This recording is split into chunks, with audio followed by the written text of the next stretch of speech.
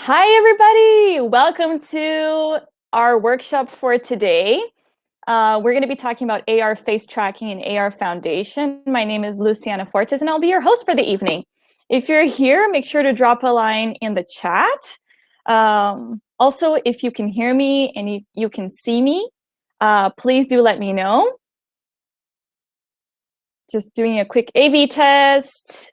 Hello, everybody. Awesome. So you can hear me. Oh, wonderful. We've had people introduce themselves already, saying where they're from. Hello, David from Montreal. Oh, hello. Hello, everybody. Oh, Tommy from NYC. That's amazing. We always have a pretty international crowd, so do let us know where you're tuning in from. I'm tuning in from Vancouver. Our guest for today, our expert, Nikisa, is tuning in from Calgary, so she's going to be joining us pretty soon. Oh, hello, Elisa from Germany. Awesome. You can hear me. Amazing. Sabrina from California. Who else? Ooh, Tushar from Mumbai. Deidre from San Diego, awesome. Oh, Houston, Rita from Lebanon, amazing. Andrew from Boulder, hey Andrew. Caitlin, Atlanta. Alistair from India. Wow, I love this crowd. Eric from Washington. Jonathan from Toronto. Wow, you guys are just speeding away. That's amazing. Do continue to post where you're tuning in from. And as you can see, the chat is a great opportunity for us to engage with each other. So another thing that I welcome you all to do is to post your LinkedIn profile so you can start connecting and networking, which is awesome. So you can do that at any time. All right, so we've done an AV check. We've also, and to tell nerdy jokes, yes, David, for sure. Definitely welcome. Puns. Our guest for today, Nikisa, is an expert on that. Amazing. So do continue to chat away. I'm just going to go over a couple of housekeeping items before we start the workshop, just so we make sure that everybody is organized and we're on point. So you guys you know the chat already, but if you go up to the top, you can also see a questions and a polls tab. So if you have questions during the workshop, be sure to write it in the questions tab so that at the end of the session during the Q&A, it'll all be organized and we'll just be able to go through them one by one. In the questions tab, you'll also be able to vote on your favorite question. So those get pushed up to the top. So that's a good way to get through the important questions first. And then to the right, we have a polls tab. So I'm going to be launching 2 polls today. I'll let you know when they've been launched, but I'll redirect you to that tab once the time comes. All right, so without further ado, thanks again for coming, everybody. Let's get started. All right, so here's what you can expect for today. I'm going to be doing a very brief introduction just to tell us who we are and what we do. And then we're going to be doing the AR deep dive, so the technical portion of the workshop. So that'll be between 30 to 45 minutes. And that's when Nikisa is going to be coming on stage to give her expertise show. And then before going to our live Q&A portion, I will just wrap up with a couple of resources I'd like to share with you guys. And that's pretty much it. For those of you who have to leave early, don't worry. This recording will be sent to all of the registrants, and we will be sending the project files and the resources as well. Alrighty, so let's kick things off. Let me just get one thing ready here.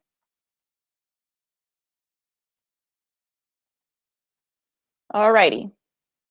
Okay, so I'd like to take just a quick second to introduce myself.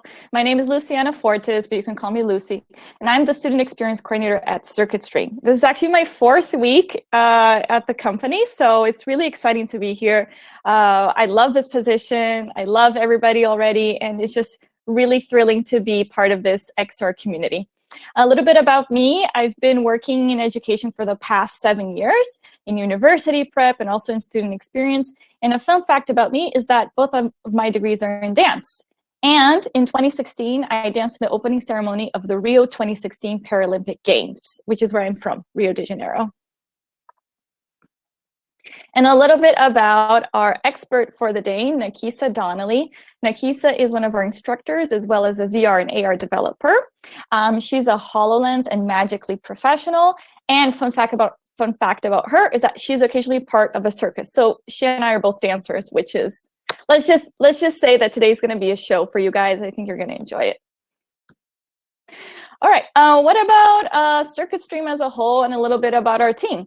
So we were founded in 2015 when we identified a gap in the education world in terms of providing training to the new XR professionals and enthusiasts. So really, we're a very educational company. Education's at the core of what we do. And we're really proud to say that up until now, we've trained over 35,000 individuals, which is pretty exciting. So another cool thing is that we're a dynamic team of about 20 individuals from all over the world, as you can see. So we're global and international with our students and with our team. And we come from various backgrounds and experiences, but we have one thing in common, and that is we're all passionate about making sure that we're training the next set of XR professionals. So Circuit Stream is a Unity certified training and channel partner. So partners are approve these certifications based on their expertise, focus on quality education, and commitment to the highest level of training available. So we have these three certifications. And another really cool aspect about Unity is that it covers 60% of the XR market.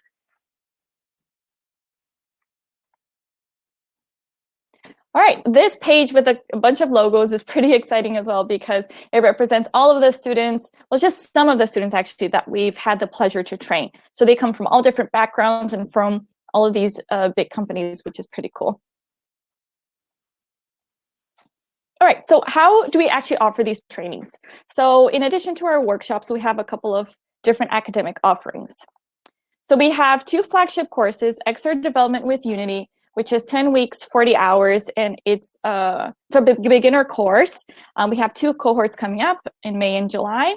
And then we also have our XR Project Accelerator, which is a bit more advanced and same amount of hours, but a little bit shorter, just 8 weeks. I'm going to be going into these a little bit more, with a little bit more detail at the end, so I'm just kind of skimming them to start.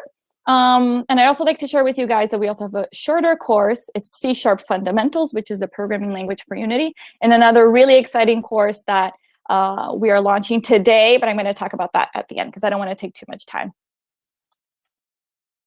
Okay, we're also really proud to say that we offer one-on-one support and mentorship. So at the core of what we do is student success and student experience. So on top of having the live sessions, with a group and with an expert instructor, you also get a one-on-one. So you really get a personalized and catered experience. We also provide team training for educators and businesses. So this is all customizable. If this is something you're interested in, I'll share the contact info of our admissions team who can help you. Okay, so without further ado, let's go over what you're going to learn today. So today, you're going to get an introduction and overview of Unity, an overview of AR Foundation and face tracking, how to use face tracking in your application, and we're going to cover answers to your questions about developing AR applications as a whole.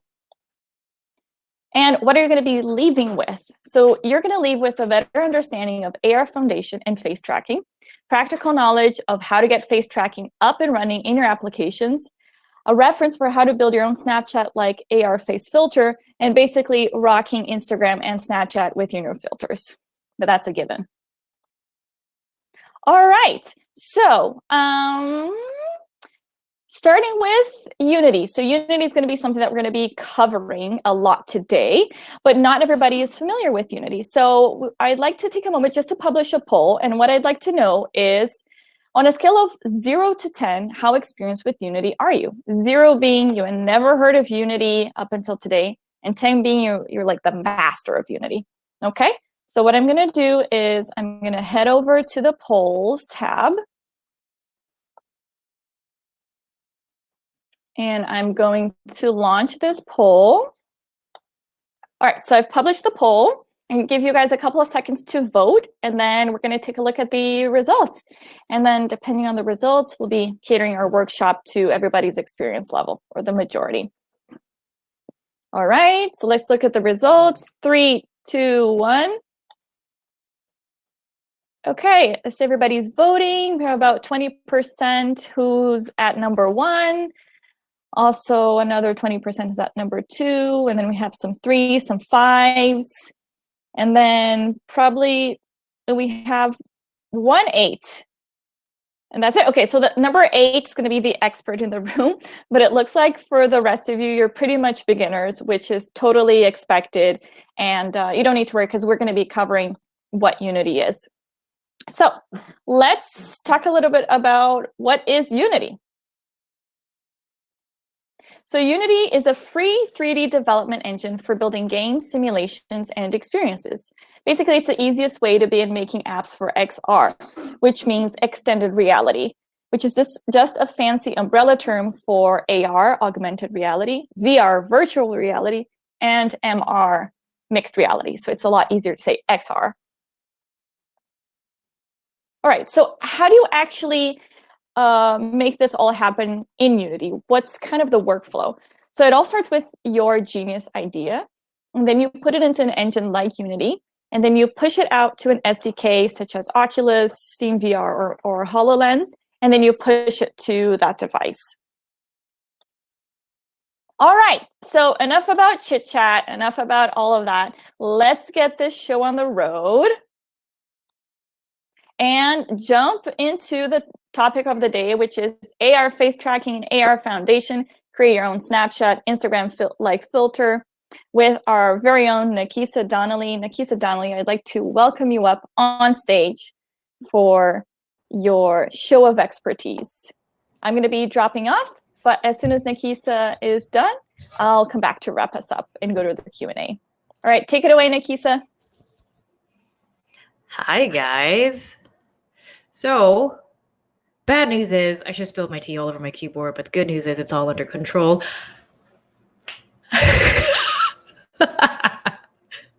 Just kidding, I didn't actually spill my tea. But what we're going to do is we are going to be making some Snapchat-like filters, and we'll be walking you through some Unity stuff. So let's get started here.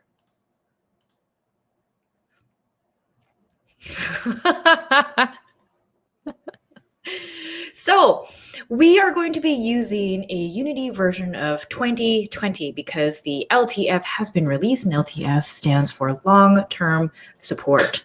So we are going to use that. Now, if you are using the 2019 version of Unity, and also I will be developing and launching on an Android phone. So if you're using an iOS device, things will look a little bit different.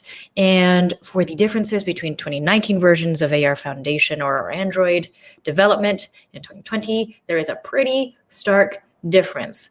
So first things first, I recommend using a 2020 version of Unity that bypasses a whole bunch of bugs for AR Foundation. So if you don't know what AR Foundation is, AR Foundation is something that talks to both Android and iOS devices. So for, you have Unity here, Unity, as Joe Biden likes to call it. We have iOS, and then we also have Android. Now, if you can't read that, I'm sorry. It's, I'm an engineer. We're not known for our printing. So,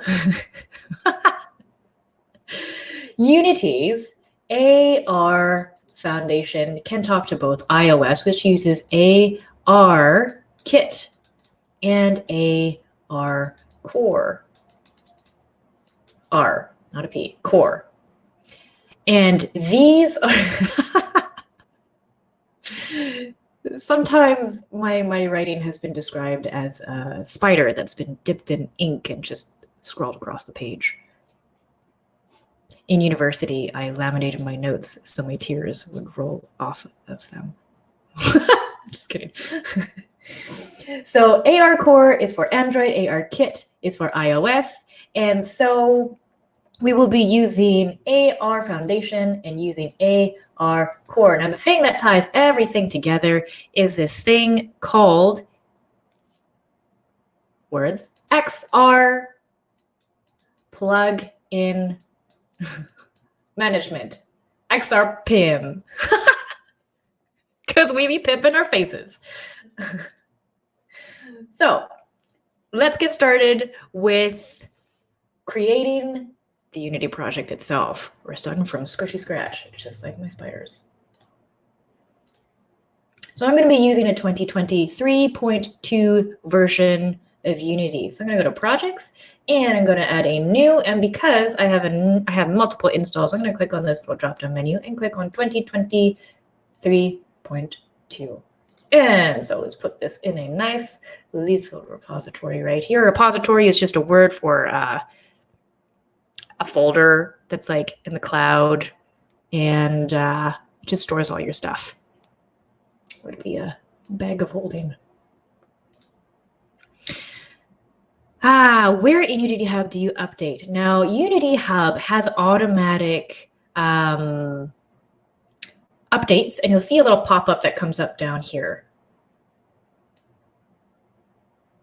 So here, I'm just going to create a new 3D project, and we'll name this, what are we going to name this? AR Face Mick Facer Sin. Just like all those times where polls are open to the public to name stuff. And we're going to hit on create.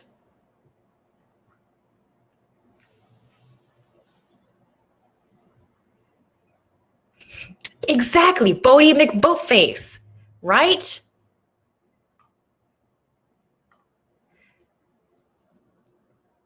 So here's a question, because I know there's some meteorologists up in here. How does a meteorologist climb up a mountain?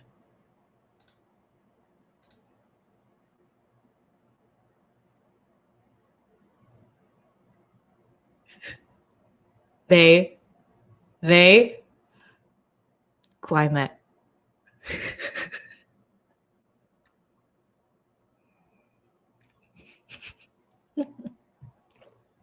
Oh, you love it. I'm just kidding. So we are in 2020 versions of Unity. So let's just get a little used to this little interface thing. So we have our scene view, and the scene view right in here, the scene window that I'm navigating around and rotating around. This is basically where we create our world. If you're using a 3D version or VR, this is where you construct roads or mountains or a lab or a VR escape room, Eric. This is basically where we're going to do all the things. Now, down here, this is your project tab. This is basically the directory, the folder directory of what resides, what lives in your project. So we like to keep this assets folder really nice and clean. So we're just going to create some folders to store some of the things that I know that we'll need.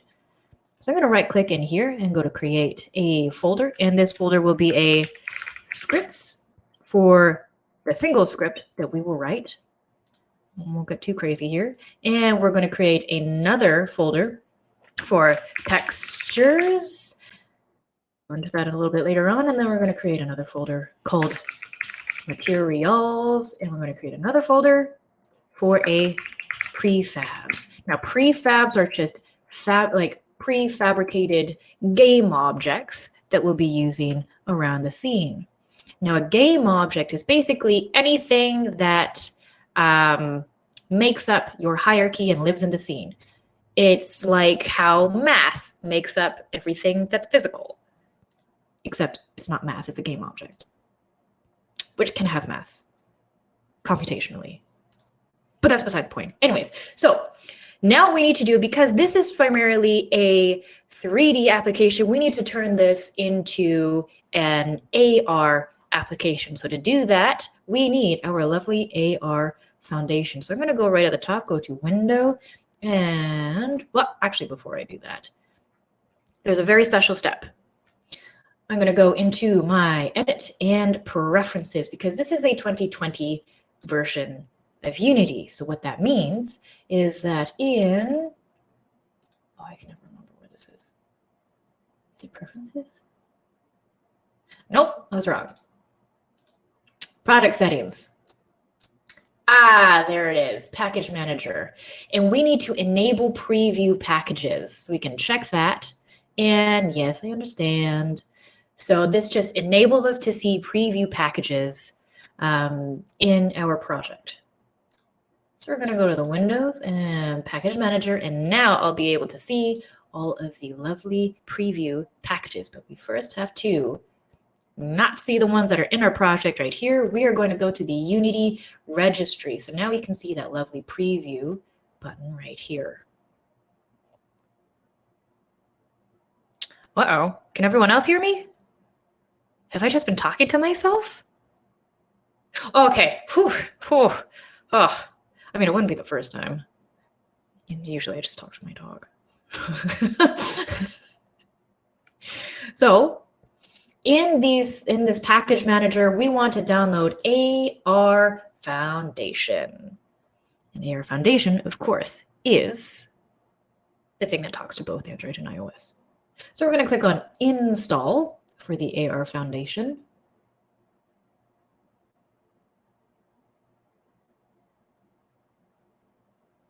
And so once that is done,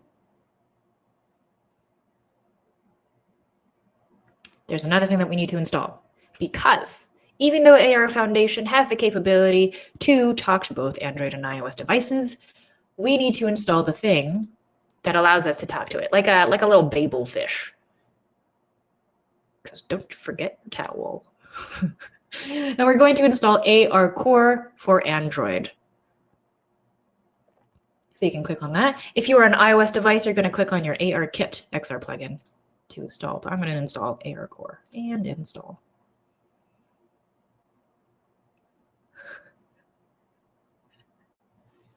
You know, just Kiki, just, you know, don't reef on me.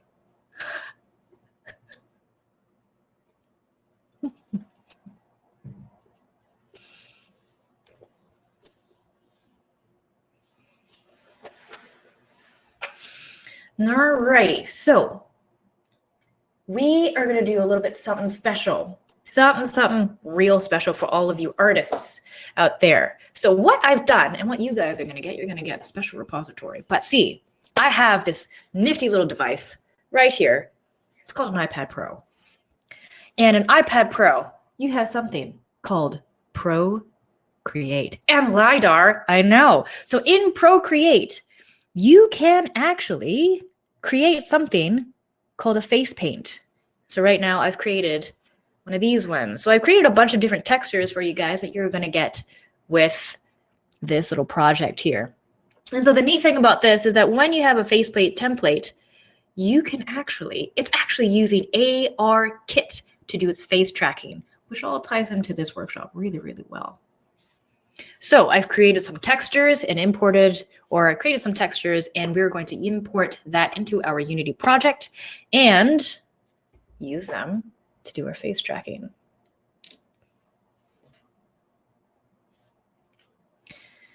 So let's get those textures in there. Let's get all of them textures once I can find them in my project. So I'm going to select all these and drag them in here. These are from my downloads folder. And let's take a look. All right. So if you have created textures yourself in either Procreate or some other Photoshop thing, what you have to do is you have to be aware that if we look at these textures right now, you can see this little preview here that the background is black. Now, to get a transparent background, the file type needs to be a type of PNG. And in Unity, you see where this says alpha is transparency? You gotta check that. So I'm gonna check that for this texture. And then at the bottom here, I'm gonna click on apply. And there we go. So now around this texture is going to be transparent, which is what we want when we're doing our faces, or you're doing an AR face. So let's click on this cyborg. This actually looks pretty cool. And let's do the same thing. We'll click on alpha is transparency here and click on apply. And then green face, because the secret is people always think like, how do you come up with these puns? But the thing is, my secret is I'm always thinking of puns. And we click on apply. And so let's do a lightning and whoop. Alpha is transparency, apply. Let's do Nightwing. Alpha is transparency, apply. And we're going to do some a little roughed ups here in case in case you want to freak someone out. And then click apply. And then this thing, Alpha is transparency, and click on apply. Okay, so now that we have all of our textures, I'm not the greatest artist, all right? I make art through code, not my hands.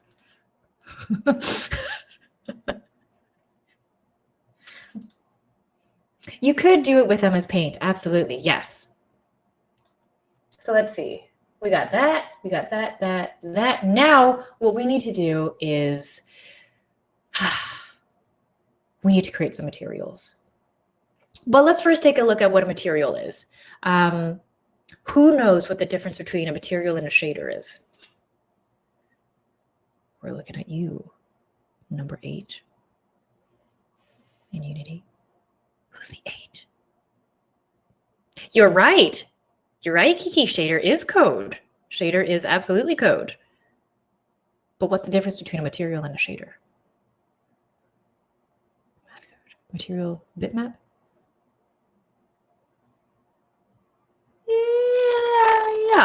Yeah, technically, yeah. Material raster graphics. There it is, Sabrina. Material is the image wrapped around the game object. Very broadly speaking, a material is the thing that does the rendering of a game object. So we're going to create a prefab here, and this prefab is going to be part of our face. It's going to be the prefab that shows up on our face, and it'll conform to that mesh that's going to be created. But first, let's figure out what these things are. Let's create a 3D object. Let's create a sphere. And this sphere, let's focus on that by pressing F on my keyboard. So this sphere, it has a color. And if we look into the inspector here, this game object is made of 4 components. We have a transform, a mesh filter, mesh renderer, and a collider. So the transform is where it is in space. Now the mesh filter is very interesting because the filter, if we look at this, the filter, go fish, sorry, so rush hour for reference for anyone who's excited for Shang-Chi. Anyways, so we have a wireframe here, and this is a mesh. This is a series of triangles that make up this game object. So that is just the mesh filter, though. We need something to render its color, what it looks like. And that is done by the material. And the material right here is the default material. So this material gets its information on how light is supposed to reflect, what color it's supposed to be, where to draw in between these pixels. This material gets its information from your shader. So what we're going to do is we have textures here, and we want these things to be applied to the material. So we're going to create some materials that are going to use our textures. So how many textures do I have? 1, 2, 3, 4, 5, 6, 7, 8. Is that 8? Did I count right? 1, 2, 3. Yes. I can do basic counting. So we're going to create a material here, and we'll call this the cartoon, because this material will be taking that cartoon texture. So in the albedo, what does albedo stand for?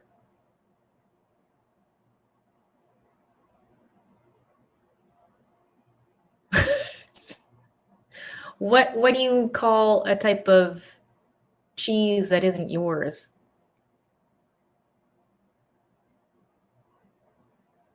Nacho cheese.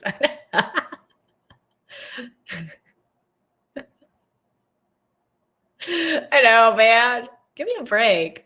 Aw, come on. Yes, albedo is basically, someone said it. Kiki. Dang, Kiki, you're on the ball. Is basically how shiny something is.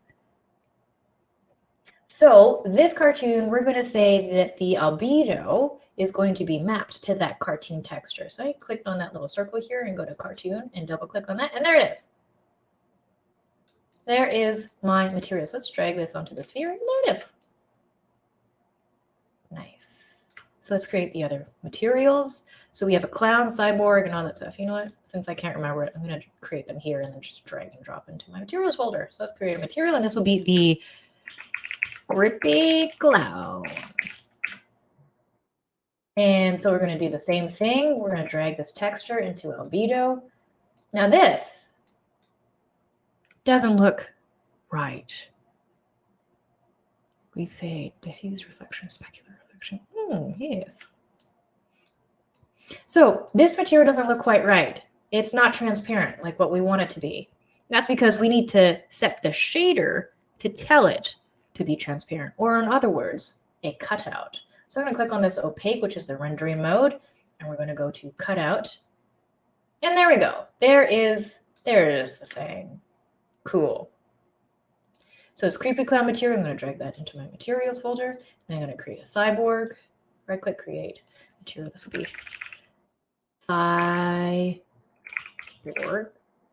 Oh, geez. Cyborg. There we go. And do it there. And changing this to cutout. And there we go. So let's apply that here. Wait, which one was it? Was it this one? It was this one. Cutout. There we go. Ay. Nice. And then this one into materials. Eventually. So let's create a green face. This will be using green face. And this will be a cutout. There we go. Let's drag the cyborg into.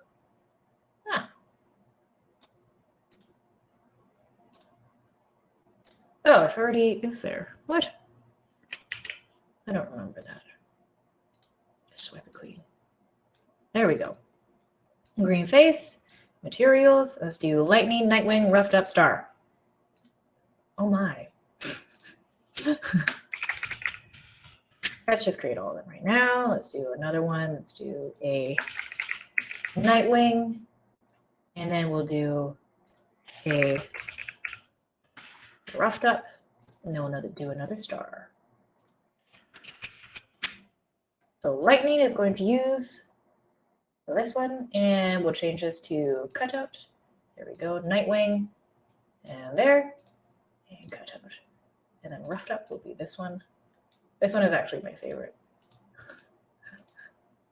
I'll do cutout, star, there, and cutout. So let's just see what this one looks like. Hey, that one is kind of creepy looking. Cool. So let's do lightning, nightwing, roughed up, star. Okay, drag that into our materials folder. So we have all of our materials here. So we're going to create a new scene.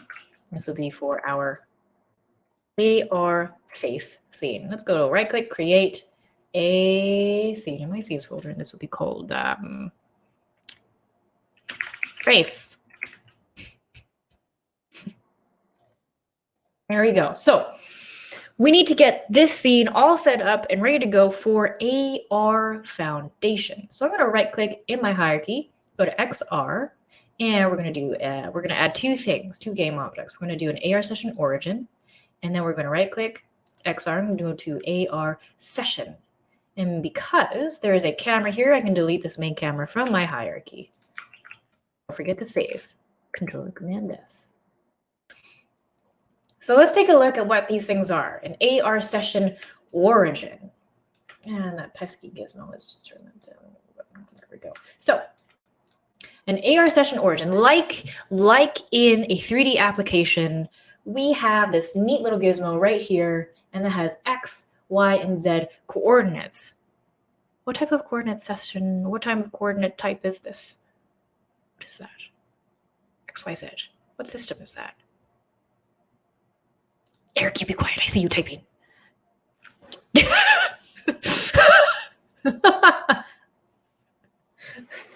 You guys are cheating. Yes, it is Cartesian. Cartesian because we have X, Y, and Z coordinate. So when we're talking about coordinate system, we have to be really careful because these coordinates are the same. It's consistent if we're building a 3D application where we control how we build the world, where we control how big a house is, how big a car, maybe if you have a car in there, if a VR car and you want it to 2 scale. So when it comes to AR though, AR is different because we're now not creating some, I don't know, plane in here that is our ground. We're not creating a ground anymore because we already have a ground. The ground is what we're standing on. So when we're talking about an AR session origin, Kiki, yes, just a transform and a camera. But this thing is very special because we're talking about AR and the ground below us is actually the earth. So if we're talking about the origin, not the origin in this hierarchy right here. So if I create an object and this cube is at 0, 0, 0, this is the origin of a 3D world. But what is the origin of an AR world?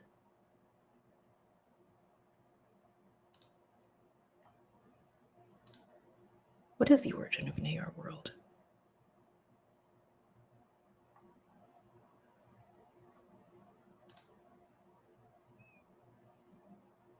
Ah, yes. So to make things easier for ourselves, the origin of an AR world is our camera.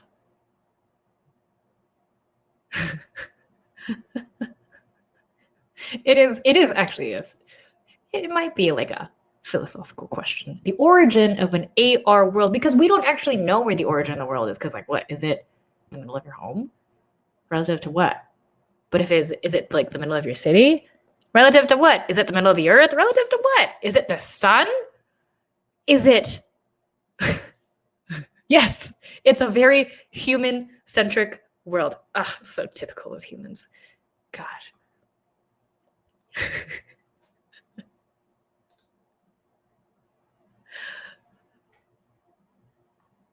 Does that make sense?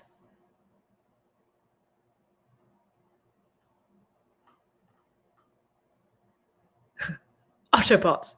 Transform. Autobots.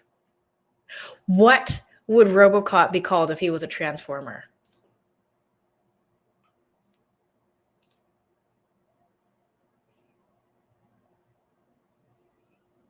Looking at you, David. What would Robocop be called if he was a transformer?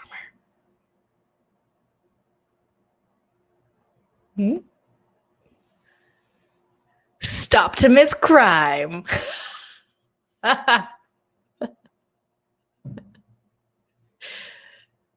Optimus Prime? Stoptimus Crime.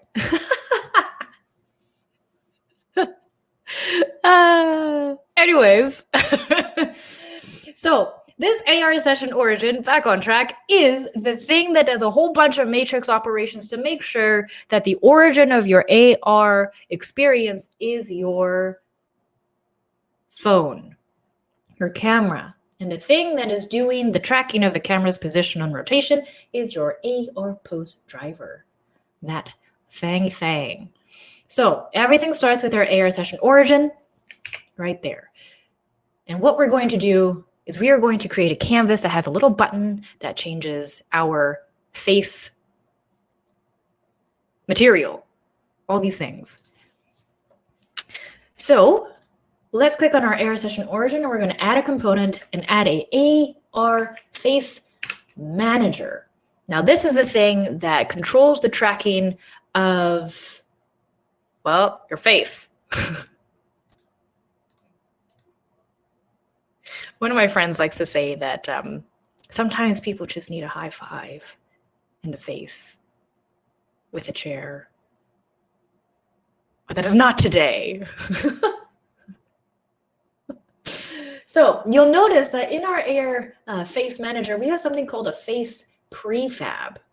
Now this prefab is going to be, because whenever it detects a face, it will overlay a prefab on top of that. It'll instantiate something. If you don't know what instantiate is, instantiate just means like let there be light, and there is light. So instantiate is like let there be thing, and there's a thing. So we're going to create a face prefab. I'm going to right click on the hierarchy and create an empty game object. And let's call this face Mick Facey. Here we go. And we want to make sure that this position is 0, 0, and 0. There we go.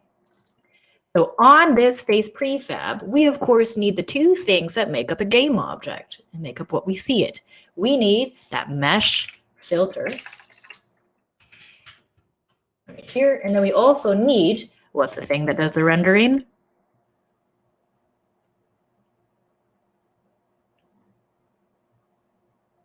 There it is, Charbel, a mesh renderer. You were close, Kiki. We need a mesh renderer.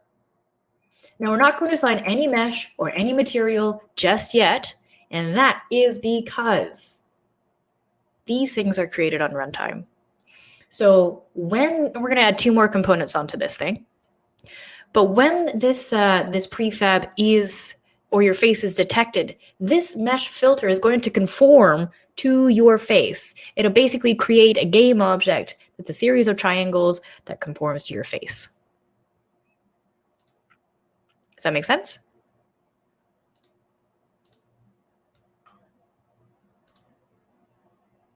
I know, it's cool. So we need 2 components that allows us to do that. So let's click on add component, and we're going to add 2 more things.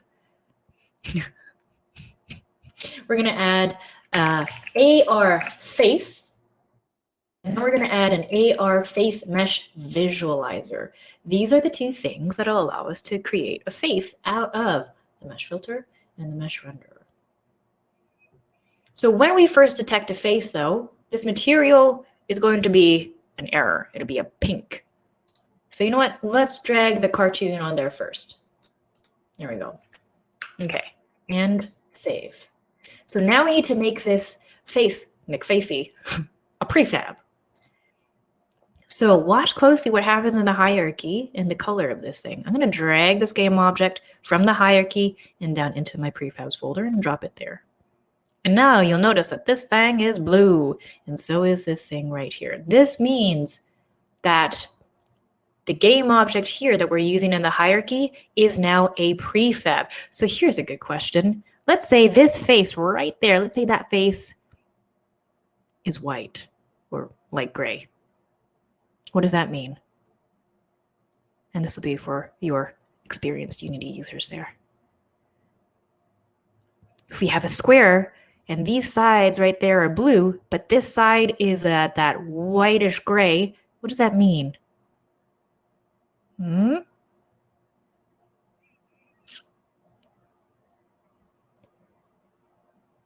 Oh, you're close, Charbel. I mean, you're not wrong, Eric.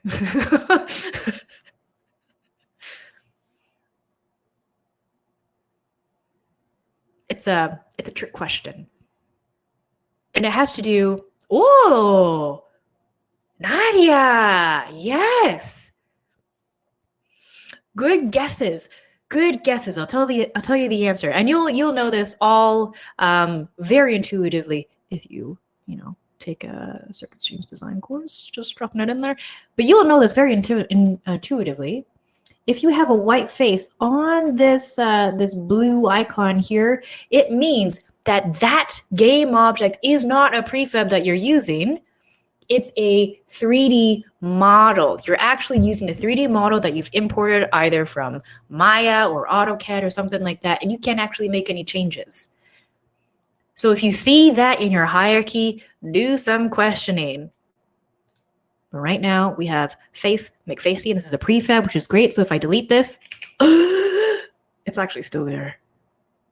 It's right there. It's still there. So now what we need to do is we need to attach this prefab to the AR Face Manager, drag and drop there. And there we go. Cool. Don't forget to save.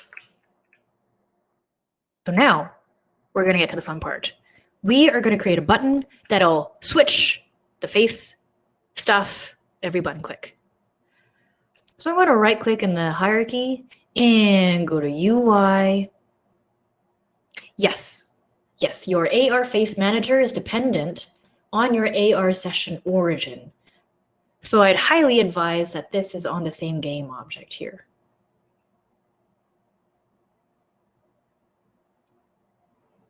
So we are going to create a button. So we're going to learn all about, or not all about, but learn a little bit about the UI system of Unity. I'm going to right click and go to UI, and let's go to the canvas. And double click there. So there's my canvas. So what I'm going to do is I'm going to leave this at a render mode of screen space overlay. Now what this means is that anything that makes up my screen, like here, my game view, anything that's doing the rendering is going, this canvas is going to take up all of that space. This is useful if we're creating a menu, and this menu is actually going to be on our phone. So we want this thing to be a screen space overlay. We always want it to be following that camera and showing on that camera. If you had a screen space overlay in a VR headset, is this a good practice?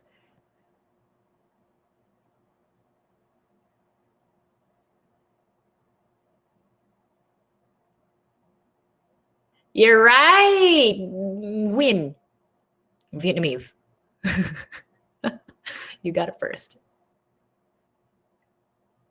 That is right. That is right, Daniel. Only if you want to show them something on a screen or like a nice little fade thing. But no, you do not want to use a screen space overlay in a VR headset. Yeah. UI. Let's not do that in a VR. But for AR, yes, this is applicable. So we're going to create a button here. I'm going to right click on the canvas, go to UI and create a button. And there's my button. It's right in the middle there. So you know what? Let's move that to the bottom. Now these buttons, if you notice in the front or in the center here, there is 4 white little triangles here. These are anchors. These anchors are basically just anchoring our button to somewhere on our canvas. So let's anchor this thing to the bottom. I'm going to click on this little center here and click there. So now my anchors are there at the bottom. Let's move this down. Right about there. And let's increase the width to something like 500 and the height to something like 50. There we go. Good question. See this little free aspect? I can click on this and let's say what this looks like in 6:9 aspect. And that's what my canvas would look like. Or maybe let's do, I don't know what that is, but let's try it. And there we go. And let's do a free aspect again. So check it out. So you'll see that my canvas is actually conforming to the size of my game, which is doing the rendering. So we have our bouton. That is a good question, David. Why you set the origin to the bottom and not drag? That is because when you anchor something to the bottom here, it's the bottom of every single screen, right? It doesn't matter what kind of resolution my screen is. It's always going to be at that bottom. And if you look here, that positive Y direction is at 60. So that means this button is always going to be 60 units from that bottom anchor. So no matter how big my screen is, it's always going to be in the same place.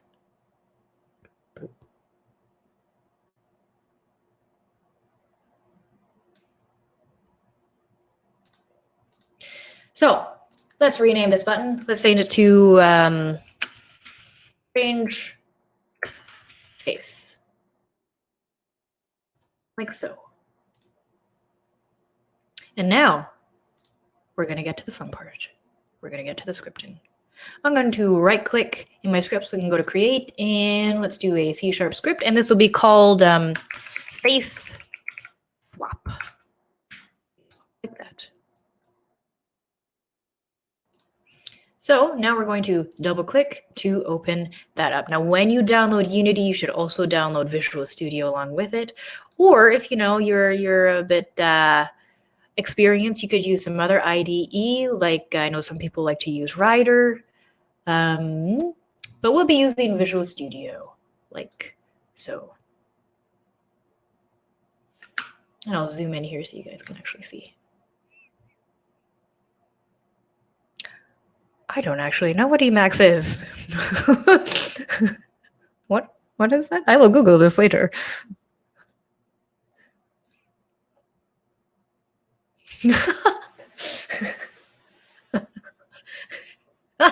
Camaraderie.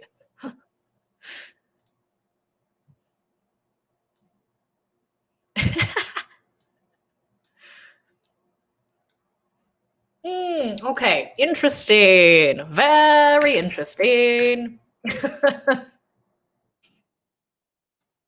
So here on this face swap, this script, this is going to be on the AR session origin. And we need access to the face manager that's already on my AR session origin. So I'm going to declare that here. Let's do a private AR face manager. Now it's not coming up here. Where's my autofill? Where is that? We'll call this the face manager, but it's not autofilling. Like, this is an error here. Why is that? And the reason is we need to add a namespace. We'll have using Unity engine dot XR, sorry, dot AR foundation. There she be. And there we go. So now we have an AR face manager. Now, if coding is something that looks a little foreign to you, don't be scared. There is an intro to C# and Unity that we offer here.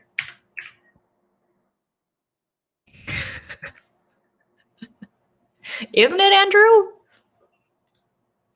But basically, we have a private game object here, or we have a private variable here. And since this is private, this is like a little bucket that we need to fill with information. So in the start method, we're going to fill that bucket with the AR face manager. So we'll say face manager equals our get component. And in here, this will be our AR face manager. Get component is kind of like a dog that's really good at fetching. So in these little angle brackets here, this is like the type of toy that you're throwing the dog so it can fetch it. So if I throw a rope, I want my get component, my dog, to go fetch a rope. Or if I throw a squeaky toy, like my dog loves and I can't stand, then it will go out and fetch me a squeaky toy. It's basically what get component is doing. Now, we are going to declare a list, a public list of materials, because we want to have access to all those materials of the materials that we've created. We'll have a public list, and then in angle brackets, we have to declare what type of list this is, and this type will be a material, like so, and we'll call this the face materials. Where is my coding practices? Capital M, materials. And this will equal a new list of materials, open and closing parentheses, and a semicolon. I bet you didn't know that those brackets are called parentheses. Well, I bet you did, because you guys think, oh, really smart. You guys are real smart.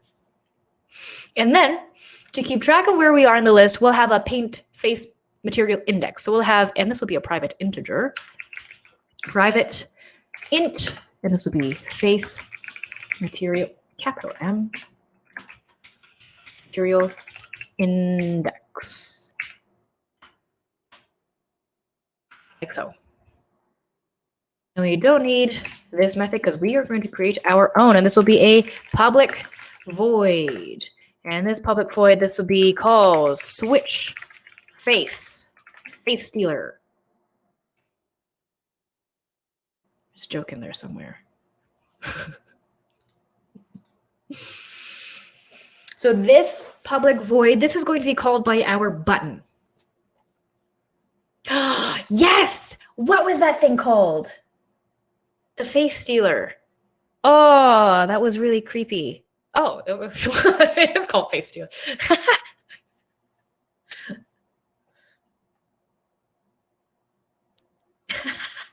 That's true. Face off. It is. So in the switch face, what we have to do is we have to get all of the faces that our face manager has tracked. And this is actually an array, so we have to do a for each loop. So we'll do for each here, and then open and closing parentheses, and then we'll have the curly brackets, curly boys, curly fries. Every fry needs a friend, so don't forget your pairs of curly brackets. So inside here, we're going to do all the things for the AR faces that we have tracked. So we'll do for each AR face in, or we have to call this a name, we'll call this the face in our face manager dot trackables. This is an array of all of these things. I have created a monster, but it is a beautiful monster.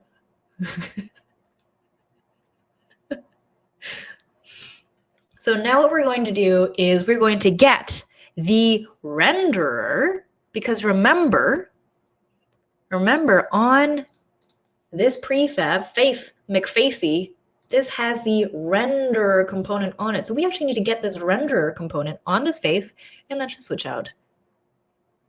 Just switch out the material, right? That makes sense.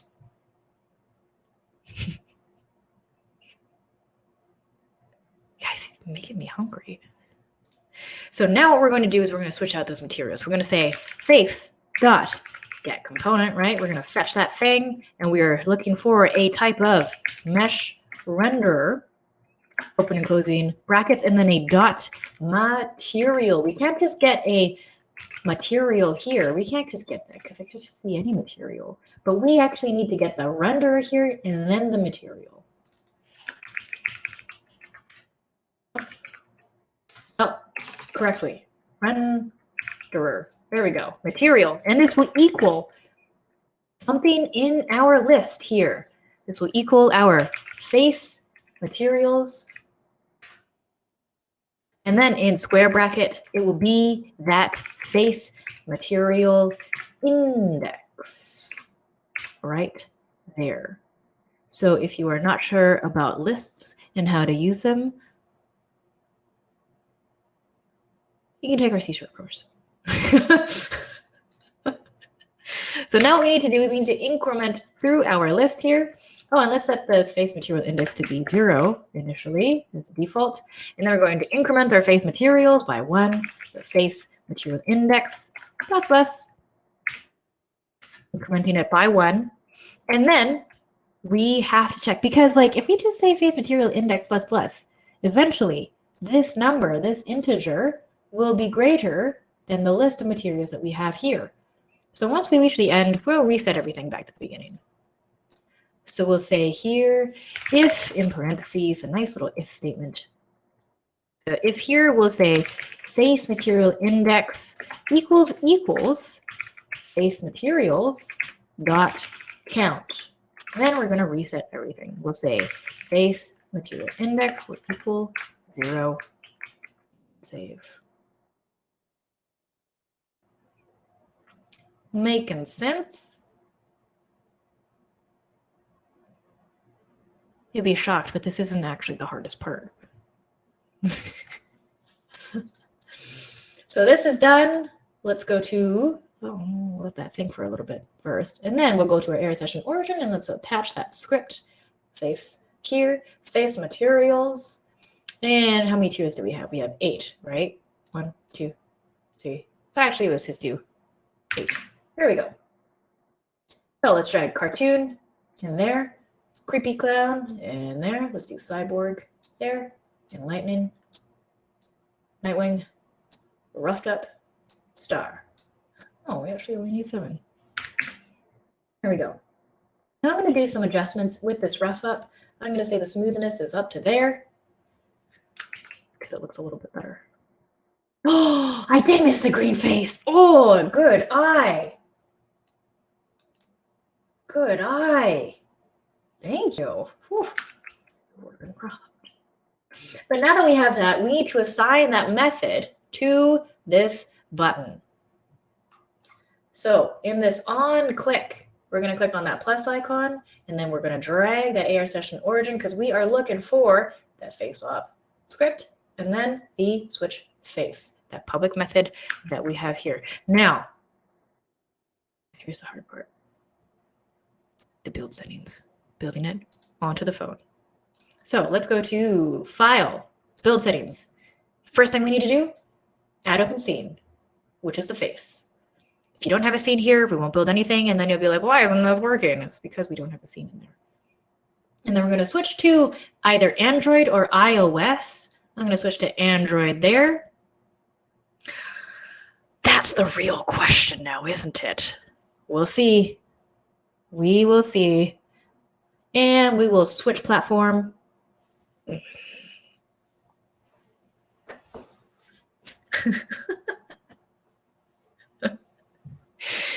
Oh, don't worry. There will be something that I would have forgotten. Something. Who knows?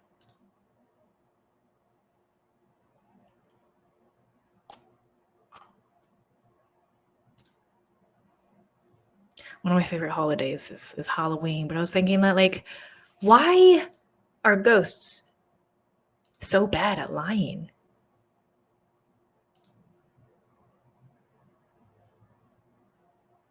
It's because he can see right through them.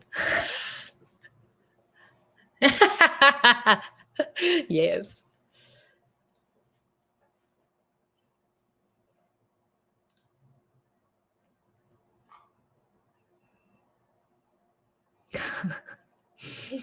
We'll see, Joseph. But since I switched over my build settings, I'm now going to go to my player settings. And so my player settings are right here. First things first, we're going to remove Vulkan. That graphics API does not live long and prosper when we're building for Android.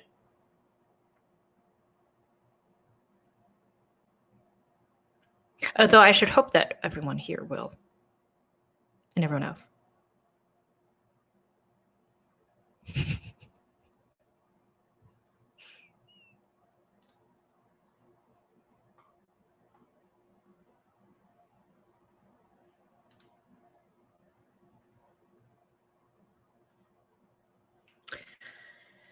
That's a good question. That is yes, that is a good question.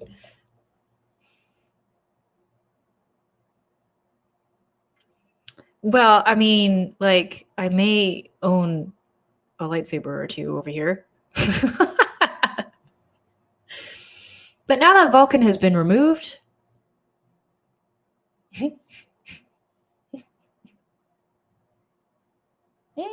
it does not work on my device. But multi-threaded rendering on my Android device actually does work. So I'm going to leave that here. And then what I'm going to do is this target or the minimum API level. I'm going to set this to level 24. So anything lower than that is not AR capable. So we also want the automatic highest right here. And these things should have been installed when you installed your Unity. And if you don't have those modules, you can click here and make sure that your Android SDK and NDK tools and OpenJDK are installed with it. So now that that's done, let's see. Now, if you are on 2019 versions of Unity in AR Foundation or Android, you want your project name to have no spaces. No space for you. And you also want a custom main Gradle template and a custom launcher Gradle template. Check those two things if you are using 2019 versions of Unity. You don't need to do this for 2020, which will be fine.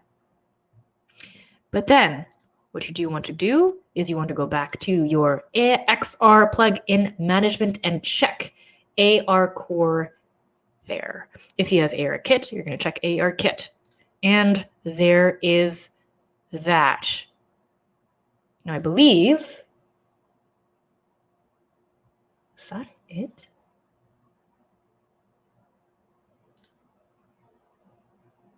That might be it.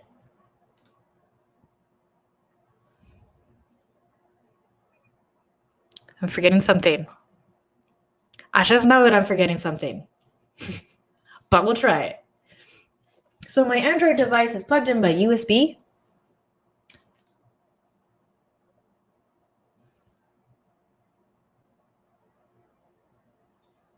We don't actually need to do those things. Bundle identifier is for iOS devices. I don't believe that we actually need one if we're just testing things. But let's click on refresh and see if my device is here, and there it is. Let's do Samsung. No, Eric, it's a bold move. I am hesitant, but you know what? Let's do it. Refresh. Let's click on build and run. And we're going to create a new folder called builds. Double click in there, and now we have to name this, and let's do our face tracking and hit save. And then wait for a bit, get back, relax, dodge some wrenches. I'm very suspicious. So what I'm going to use is I have this thing called a power mirror, and a power mirror is just something that mirrors my phone to my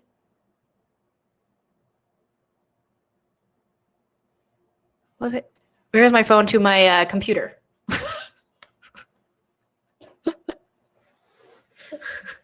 Oh God, everyone has faith here? I do not. I'm like, oof. No. A power mirror is not actually part of Unity. It's a third-party software that connects your things. Good question, Caitlin. Okay, let's see. Let's start up our A power mirror. On my phone, I have to start it here first.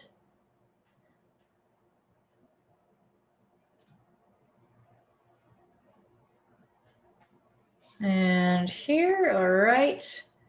Hold on. Hold up, hold up.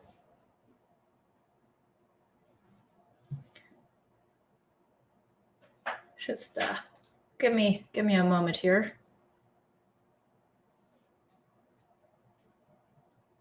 And let's do a Wi-Fi connection.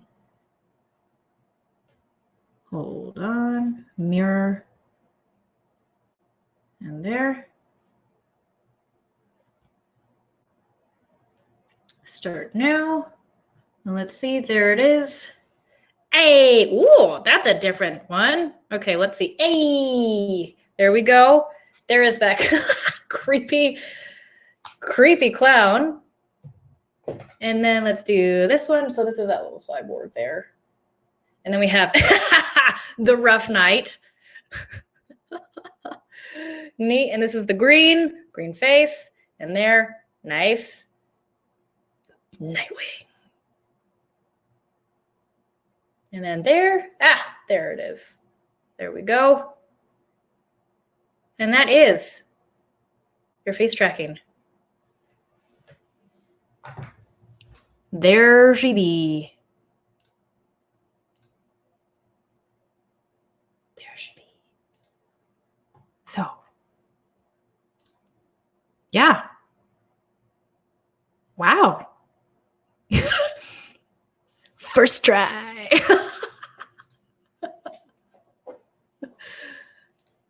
And there we go. And there is your face tracking filters. Now remember that you can create your own filters using, something like Procreate or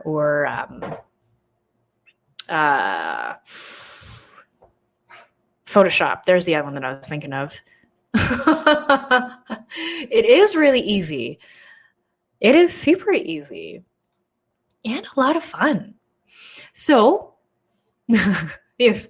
So what you can do using AR face tracking is that you also have these things called a face region, and these sort of break up the regions of your face. So one of the things that's actually being, I think maybe it's been done, but I personally have trouble recognizing when someone is in an emotional state. I don't always clue in there. So if I just like had an app that I could just like whip out and just point it at someone, and then it could tell me that, like, you know, they are angry. That would be so useful. So useful. Well, now that's a good question, Kiki.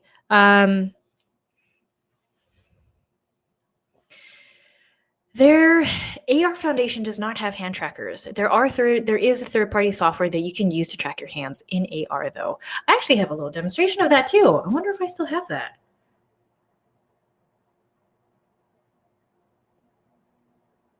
I wonder if I still have that.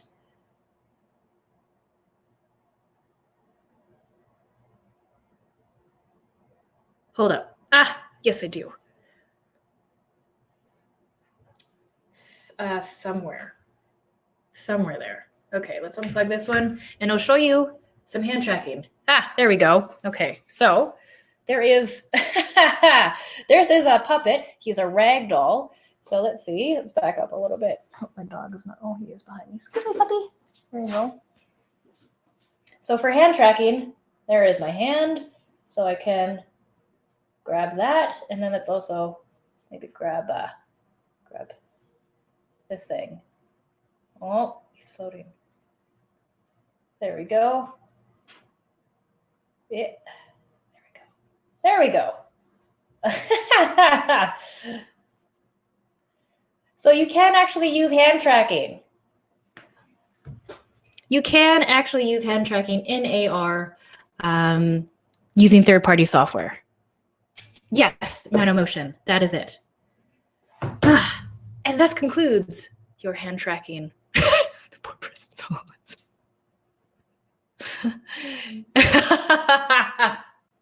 Okay, I think you mean hilarious. But yes, and that concludes your hand or face tracking workshop. I hope you had fun.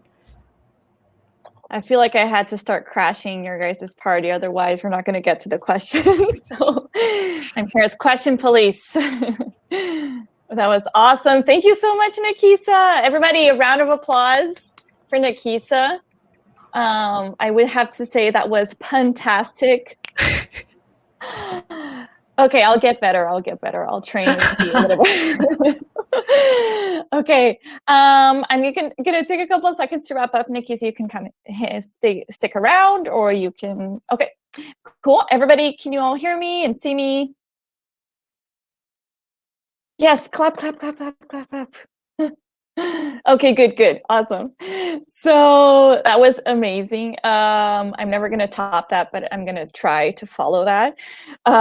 Okay, so before we move on to the Q&A, we have lots of great questions. I just want to wrap things up. We have our second poll of the workshop. Yay!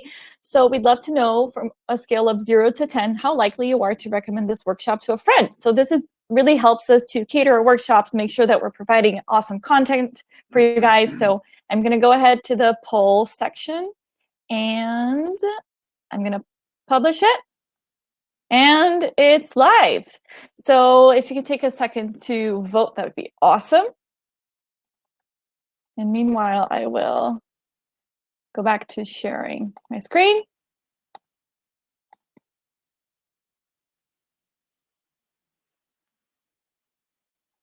Okay, amazing. So you can go ahead and continue to vote. Let me just wrap things up here. So I mentioned that I was going to go back to talk about the courses just a little bit more, in case any of you are interested in our additional learning opportunities. So again, we have our Expert Development with Unity course. It's 10 weeks, 40 hours. The next cohorts are May 25th and July 6th. They're in different time zones, so you can check which one is best for you. So what does that include? That includes Unity. You learn how to use Unity to make AR and VR apps. You learn C# fundamentals. You get 4 hours of instruction per week during 10 weeks. You get weekly one-on-one support on a personal project, and you get a specific certification through Credly, which is more widely recognized, which is pretty cool. We recently did a big upgrade to this course, so it's looking awesome. And in the bundle price, which is really great, you get it's $39.50. And I'll talk a little bit more about the bundle later. And then we also have the more advanced course. So this one does need Unity experience. It's the XR Project Accelerator. So that's more focused on a capstone project. It's an 8-week portfolio course, 5 hours of instruction per week, weekly office hours, and you also get certification. And you accelerate the design, development, and launch of a capstone project. So that one is coming up on May 25th. Dayan is posting the links to the course in the chat so you can access them. And again, we will be sending this to you guys via email. And that's $44.50 in the bundle. So the bundle looks like this. You get both of the courses in each one, but you also get the fundamentals of C#, which Nikisa was mentioning earlier. So if that didn't make any sense, that's definitely a good course for you to take. And you get an Oculus Quest 2 headset, which is great. And actually, the second one, Quest 2, is getting some upgrades, which is pretty neat. And so you get a good value for your money. And the bundles, the link to the bundles are also in the chat. And this was just launched today. We're really thrilled with this launch. So we have a new course. It's called Interaction Design and Prototyping for XR. It's 10 weeks, 40 hours, and you learn how to design an experience for AR and VR and how that's different from web and mobile apps.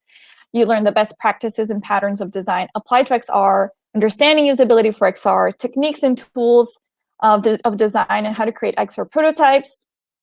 Excuse me. And you get a Circuit Stream certified XR designer with Unity badge at the end, which is pretty cool. That is $39.50. The first cohort is on June 14th. And for alums, you get a 50% discount. Yay! Awesome.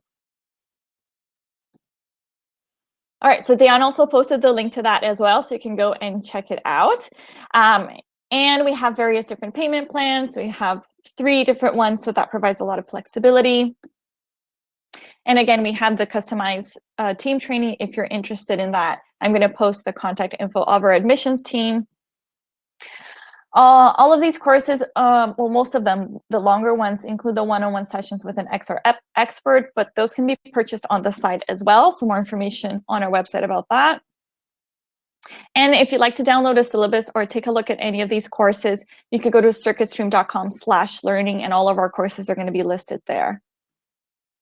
All right, so our awesome admissions team, we have Steph, Kyle, and Brendan. They're awesome. They're like your personalized consultants, and they can help you really to make the best decision for what you're looking for, because they know each of the courses and know what, which one is catered to whom. So you can contact them by going on our website. There's a chat function, or emailing education@circuitstream.com. Steph said hi in the chat. Or you can join us on Slack. I mean, you don't need to have questions to join us on Slack. You can just join our awesome community. So let me post the link to our Slack channel in the chat. You can talk to me there. So I mean, you can talk to Nikisa there. So there you go. You can continue puns. Maybe we need to have a pun channel that's led by you, Nikisa. Volunteers tribute. Yeah, I think. Okay, so this isn't an informal poll, but if you want a pun-tastic channel, just vote it in the chat. Every channel is pun friendly. That's true. That's true. All right, so enough about this. Let me disable my screen sharing. Let's go to the questions. All right, so let's see which question was the most voted one. Okay, so Shawitha, if I see your name wrong, please do correct me. So it looks like they were already answered. And Jerry is replying Caitlin's question. Okay, let's see. All right, so Deidre has a question. She's asking, what was the name of the hand tracking plugin? Oh, I believe Joseph has said it. It's Mano Motion. Okay, there you go. Mano Motion. Thanks, Nikisa. All right, let's see. All right, and then we have Shweta again. Will there be sessions where you teach us software like Spark AR or Lens Studio? Ooh, that is a negative. Although that can be explored during your one-on-ones if you sign up for our courses there. So Spark AR and Lens Studio is something to be explored during your one-on-ones.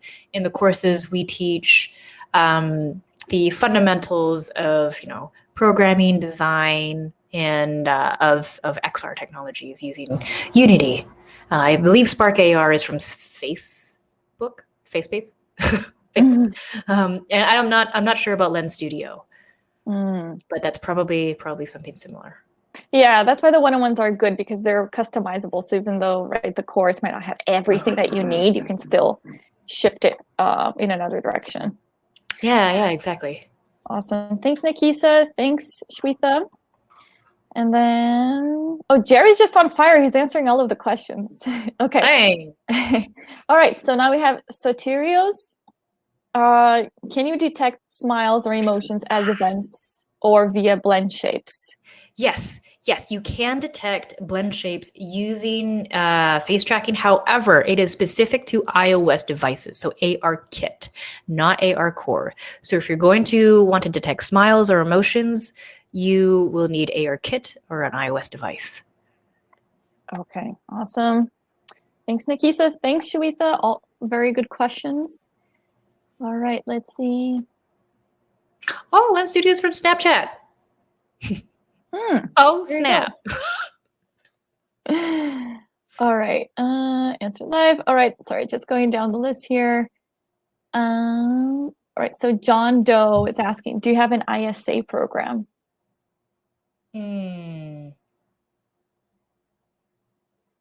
Is that a question for you or maybe for Circuit Stream? I think Circuit Stream. Okay. But before I actually attempt to answer this, sorry if I seem a little bit daft. What is an ISA program? Yeah, I was good. Okay, we both don't know. Okay. An ISA program. Yes. Yes. Right. Oh, an ISA program. Okay. All right. So one of our experts, yes, let us know what is an ISA. Veronica says an income share agreement. Okay. Well, Steph is saying no ISA, no ISA program. Okay. Oh. Okay. Dayon, Impeccable Suite Association, of course. All right. Sorry about that, John. Let's go to the next one. Maybe you have one to suggest to us or create one for us. All right, now we have Kiki. Maybe this has been answered already. What's the name of the hand tracking plugin? Adon, whatever? Yeah, that's already been answered. It's ManoMotion. Okay, great. All right, now we have Wing Che. If I need to create login, which type of database would you recommend? Oh man, there's so many out there. The two big ones are AWS, of course, from Amazon, and Azure from Microsoft. Either one of those two things would be really good for you to use. There are other third-party things that host like a login or any sort of type of game information. One of them is GameSparks. But if you're doing like heavy database stuff like SQL, I would recommend like either AWS or Azure. And they both have like Unity SDKs and there's lots of tutorials online that you can look for. Awesome. Thanks, Nikisa. Thanks, Che. Stephanie is asking, how can we get these texture files, please? I think we're sending it to everybody after. Yes. You guys will have a GitHub repository where this project will live, and you can just pull that and clone it. And you will have all of my very limited creativity using drawing skills. Come on, don't say that. As long as it's not done on Paint, we should be good.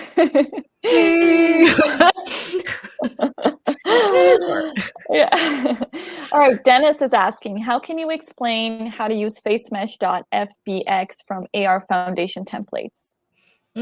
This question is a little bit confusing because the face mesh FBX. So that is already a model of a face. So if you are, it would be somewhere in like your face prefab that we've created. Remember that mesh filter had no mesh on it. If you want to use the face mesh FBX from AR Foundation, that's just where you would drag and drop it. Cool. Awesome. Thanks, Dennis. And then we have Elaine. Best file types for materials, images, JPEGs, or should you use transparency in the images or set that as cutout in Unity? Well, you can use any types. For like the cartoon example that I gave you, that's just it doesn't have any cutouts. It doesn't have any transparency in it, and that's perfectly fine. And so like the other textures that I gave you does have transparency in it. So it must be a type of PNG. And then using your cutout. So even if you have something that's like transparency, it's still going to be, you'll still see that like weird little transparency thing because it's not like that color is not like a cutout, like a cookie cutter from your material itself. So it depends on what kind of effect that you want. Okay. So there you go, Elaine. Thanks, Nikisa. We have another question by Wing Che. Where are the triggered image stored? Any limitation? I don't think I quite understand this question. Triggered image stored. So when AR Foundation recognizes a face, it can track multiple faces.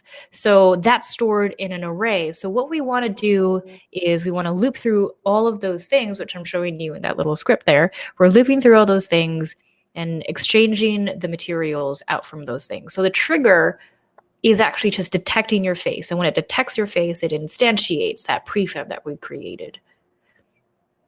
So I guess that would be your trigger. Yeah, maybe if you have a follow-up question, Wing Che, you can send it in the chat.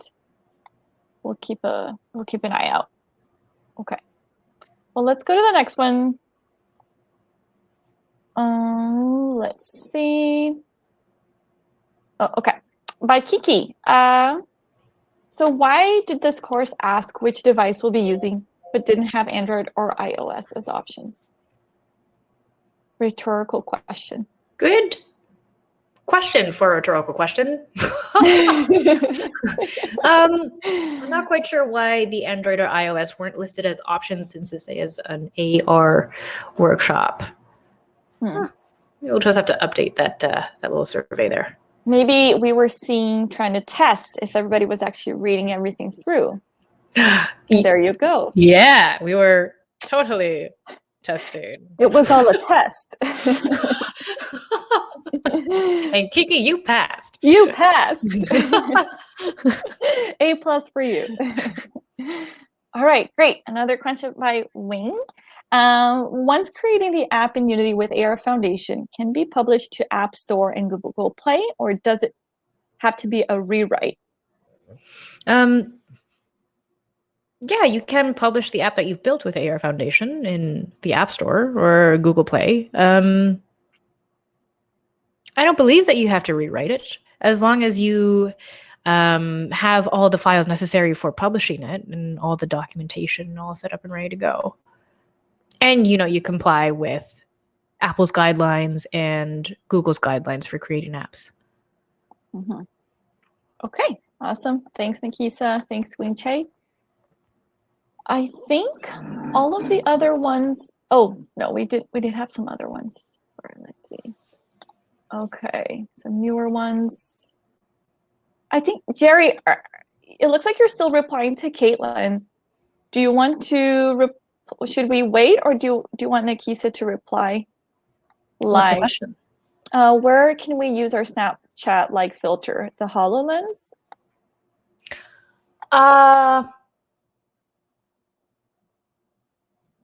I mean, possibly. So this Snapchat light filter, this is for your mobile devices. So this is for like an Android phone and our iOS device.